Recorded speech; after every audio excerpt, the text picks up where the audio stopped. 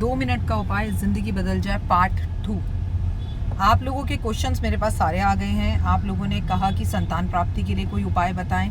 जी हाँ, अगर परिवार आगे बढ़े तो बहुत ज़रूरी है, लेकिन ये जानना भी ज़रूरी है कि परिवार आगे क्यों नहीं बढ़ रहा।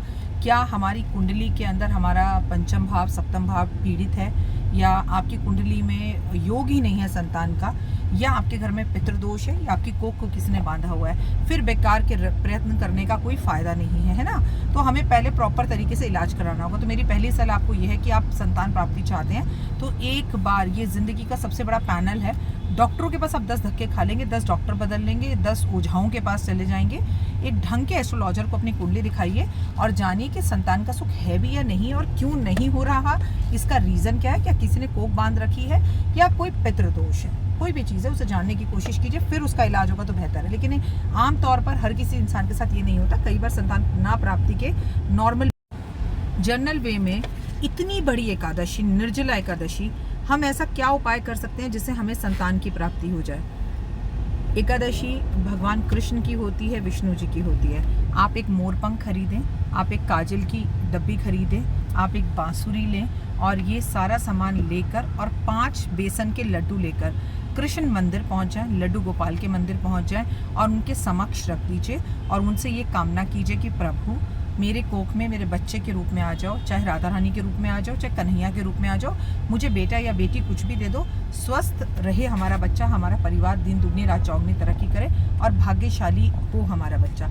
पति पत्नी आज पुष्य नक्षत्र से ही इस बात की संभावना करें, सोचें, विचार करें, बात करें और अपने मस्तिष्क में, दिमाग में डालें कि 2023 से 2024 के बीच में हमें माता पिता बनना है, और निश्चित रूप से हम बनेंगे। और अपनी विश को एक कागज़ पर लिखकर घड़ी के पीछे आज ही पुष्य नक्षत्र में घड़ी के पीछे लगा दीजिए। दीवार पर लगाना है, उसके ऊपर घड़ी टांगनी है। घड़ी बार बार रुक सकती है, खराब हो सकती है, घड़ी टूटकर गिर सकती है, कोई प्रॉब्लम नहीं है। सेल बदल दीजिए, रुक जाती है, खराब हो जाती है, नई घड़ी ले आइए। जितनी बार घड़ी रुकेगी उतनी ही प्रॉब्लम्स, उतनी रुकावटें आपके संतान प्राप्ति में है, लेकिन आप हिम्मत मत हारिएगा, ठीक है। अब आपने भगवान के समक्ष जो लड्डू रखे, उनके सामने जो प्रेयर करी, बड़ी पॉजिटिव होकर वहां से एक लड्डू उठा लीजिए। बाकी लड्डू भगवान के पास रहने दीजिए। आधा पत्नी खा ले, आधा पति खा ले, और निश्चित ही रूप से ये कामना करें कि इस वर्ष आपको संतान की प्राप्ति हो गई, और भगवान से ये वादा भी करें निर्जला एकादशी वाले दिन।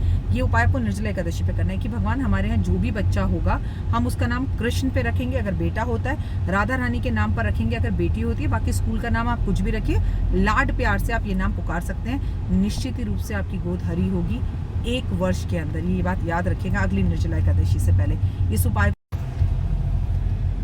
तो आपको ये उपाय निर्जला एकादशी वाले दिन करना है। आज ही से इसके बारे में सोचना है।